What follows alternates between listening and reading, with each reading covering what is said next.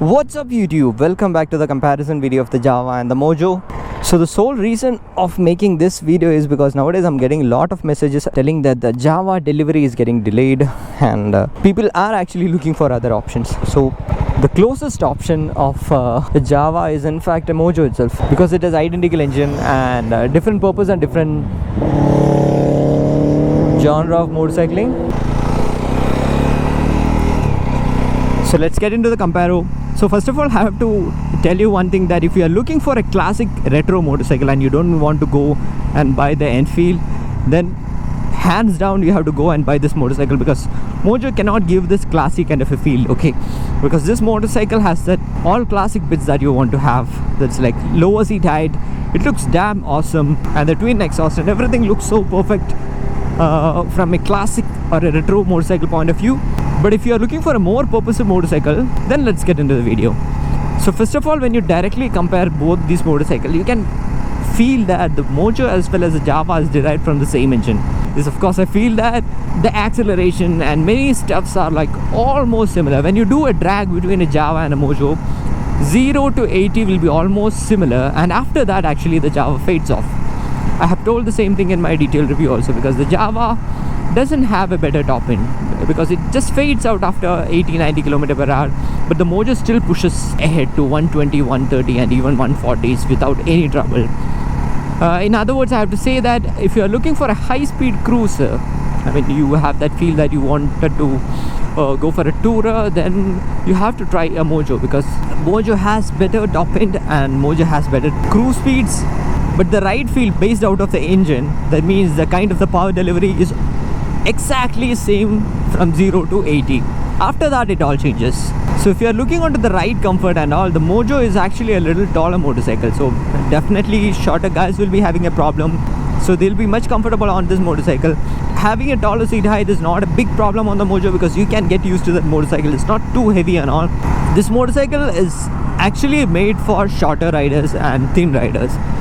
This is not so heavy and it has shorter seat height. The only one problem is that it has a little less ground clearance. You'll be having little trouble when you are riding through taller speed breakers and potholes and all. Otherwise no problem. You might be thinking that why I'm riding in this kind of a speed. So it is somewhat 70 now. This is the sweet spot of this motorcycle. So 70 to 80, you can see things behind you. The main reason why I told that, because this motorcycle vibrates a little when you're pushing it to 100 kmph. You can see that. But in a Mojo, you can comfortably cruise at a speed of 110 to 120 like a piece of cake. So basically, in my opinion, if you are just looking for a retro motorcycle, go and buy this. If you are looking for a tourer, definitely go and test ride a Mojo. And the service cost and everything will be almost same. Even the mileage figures will be almost same, because both the motorcycles are derived from same engine. And if you are just looking for a city motorcycle, both of them are good. But if you are a little shorter, go for this one. But if you are a taller guy, you'll feel a little cramped on the Jawa. The foot pegs are a little forward set, and I'm not a tall guy, okay? So for me, I don't have any problem. When my taller friends were riding this motorcycle, they were telling that if you can have a foot peg over here, like in this posture, it will be much comfortable. Taller foot peg when compared to the motorcycle, so lower seat height, taller foot peg, everything will give you a cramp feel if you are a taller guy. Yeah, but by look comparison, I have to say that I love both the motorcycles, okay? In terms of look, I love Mojo. I know that some people don't like the looks of Mojo, but in my eyes the Mojo looks beautiful. Still, if I take the pictures in my hard disk and compare the Jawa versus Mojo, then I'll tell that the Jawa looks bloody damn awesome.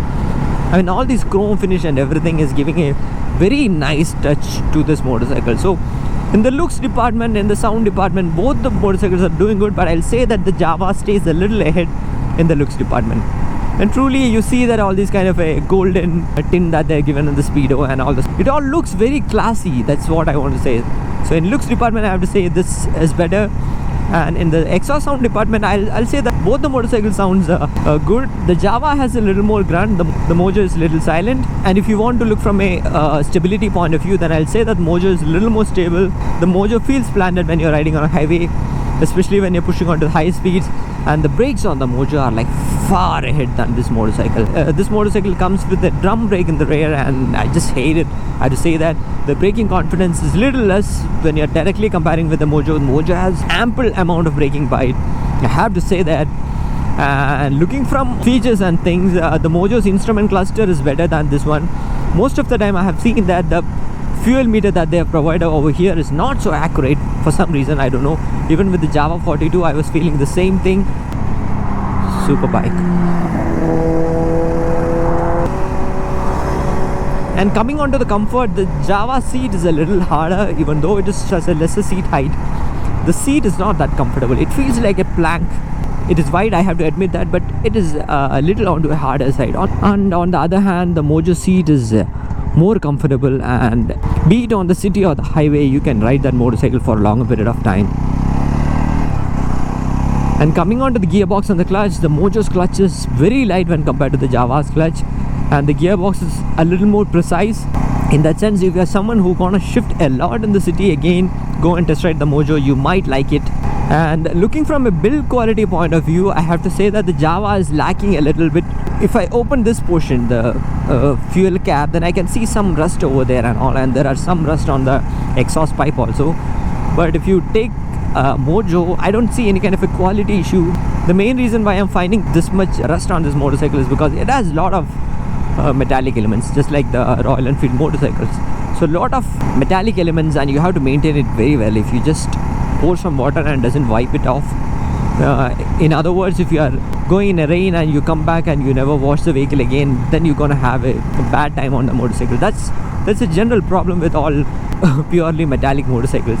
So you have to be a little more careful if you have a lot of rain rides, and especially if you are onto the coastal side and all, the humidity will be more, so then you can expect rusting issues. So basically it's a smaller video. People were just asking that what is the alternative for the Jawa, then I'll say that it's the Mojo. And underline is like, if you are truly a hardcore retro fan and you don't want to buy an Enfield, go for this, no problem. The Mojo is more practical. It's more practical for a taller guy, it's more practical for a touring purpose, and much comfortable for pillion also. So that's it with this quick video on the comparison between the Jawa and the Mojo. And if you have any doubts on this motorcycle, either of these motorcycles, do let me know in the comment section. And as always, show some love in the form of likes and comments. See you in the next video. Until then, bye bye.